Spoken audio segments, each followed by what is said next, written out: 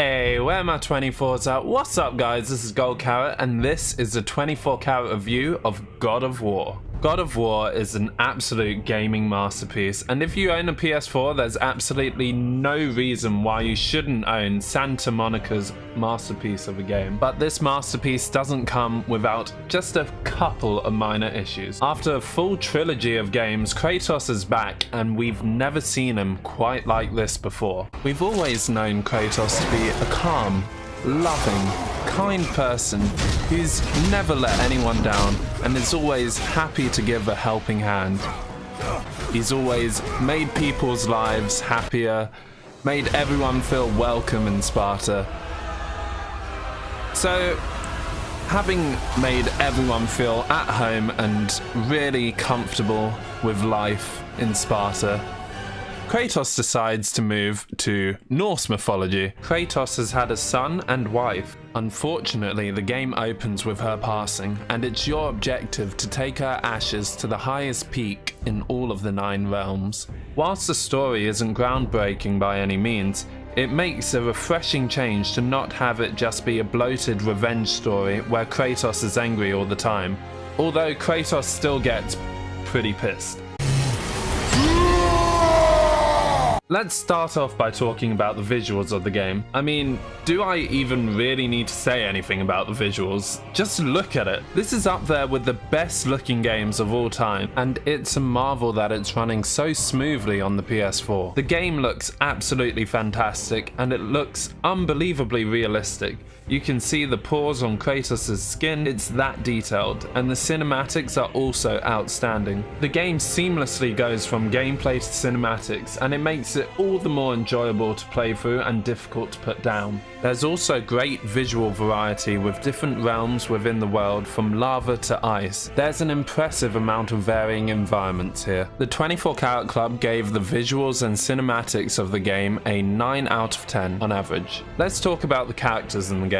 This is the first time Kratos seems to actually be a relatable character, and not just a revenge-fueled madman out to kill everything in his path, and it makes all the difference to the game's overall experience. That's not to say Kratos is a pure-hearted angel. I know I'd be terrified if this guy was my father. Do you think I could carry her now?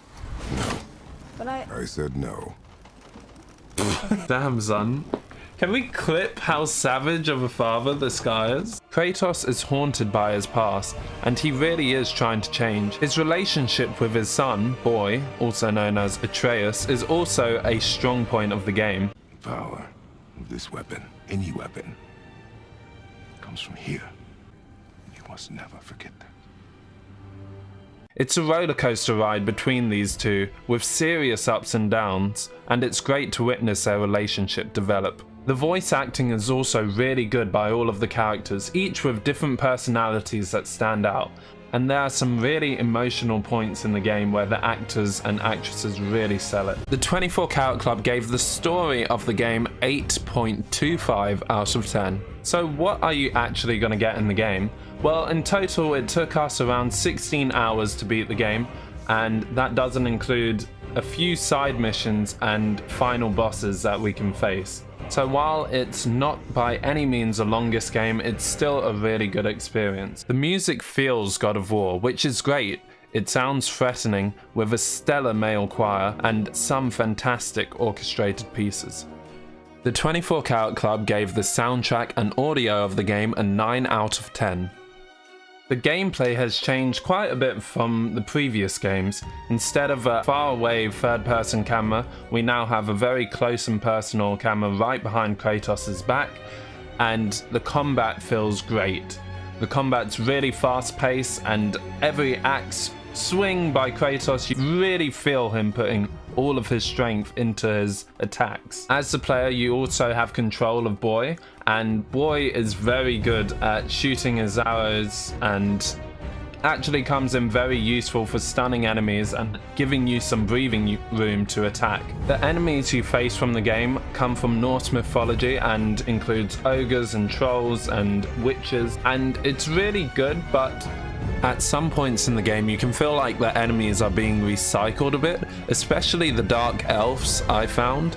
They pop up at least a good 3 or 4 times within the playthrough of the game. And even the trolls, there's basically the same troll but with a different skin. Some of them do have slightly different moves, but after a while you get too used to seeing the same finishing moves on the same types of enemies. I wish the developers could have maybe varied that up slightly. On top of this, by the end of the game, I was kind of expecting more from it. This is mainly because from God of War 3, when you faced all these different gods, you just face one boss after another. It was mainly the bosses that felt lacking in this game. I wish there could have been more bosses. The new gameplay style definitely feels inspired by Dark Souls and Bloodborne, but that's definitely not a bad thing. Especially because if you play the game on the hardest difficulty, I can almost guarantee you are going to have a difficult time. I only played on the normal difficulty, and there were some parts where I was kind of raging. But I know. Oh my god, no. No.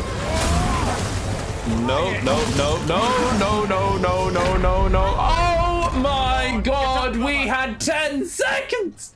10 seconds! Ah! I'm not even... This must be the next challenge.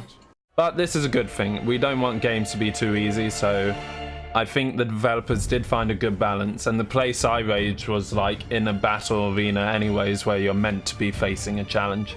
The leveling up system in the game also feels really good. You start off with great combat already, but then the more abilities you unlock, the game gets really cool. Like, it's really good to see your son develop along with you and doing some combos and stuff. The game does that so well.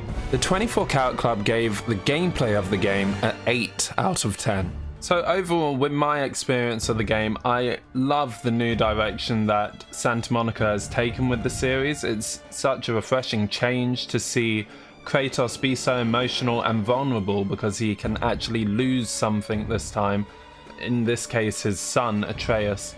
The ending of the game did slightly leave me sour because I thought there was more coming. In God of War 3, you faced Thor,